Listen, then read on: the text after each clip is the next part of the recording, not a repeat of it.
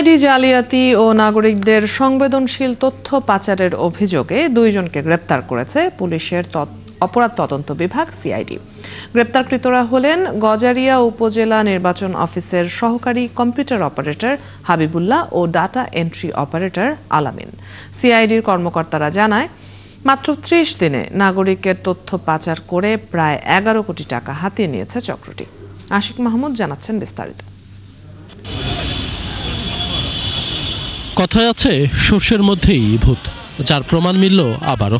সাধারণ মানুষের ব্যক্তিগত তথ্যের পাহাড় যেখানে জমা থাকে, সেই নির্বাচন কমিশনের সুরক্ষিত সার্ভারই হয়ে উঠেছিল কিছু অসাধু কর্মকর্তার কোটি টাকা আয়ের উৎস। শুনতে অবিশ্বাস্য মনে হলেও সিআইডির অনুসন্ধানে এমন চাঞ্চল্যকর তথ্য সামনে এসেছে। জানা গেছে, একটি চক্র দীর্ঘদিন ধরে নাগরিকদের এনআইডির তথ্য কেনাবেচায় জড়িত। মাত্র 1 মাসে 3,65,000-এর বেশি নাগরিকের তথ্য পাচার করে প্রায় 11 কোটি টাকা হাতিয়ে নিয়েছে চক্রটি।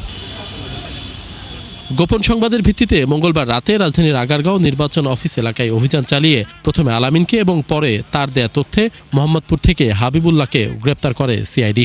গ্রেপ্তারকৃত আলামিন নির্বাচন কমিশনের ডাটা এন্ট্রি অপারেটর, আর হাবিবুল্লাহ গজারিয়া উপজেলা নির্বাচন অফিসের সহকারী কম্পিউটার অপারেটর।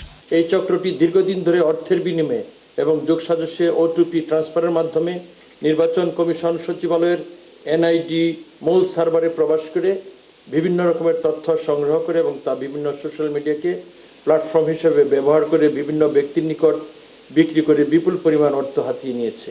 নাগরিকদের সংবেদনশীল তথ্য কারা কেন কেনে, এমন প্রশ্ন ছিল পুলিশের অপরাধ তদন্ত বিভাগের কাছে। খুব অভাবগ্রস্ত একজন সন্ত্রাসী, তার টাকার দরকার, তো একজনকে টার্গেট করার পর ওই নাম্বারটা সে ব্লক করে দেয়।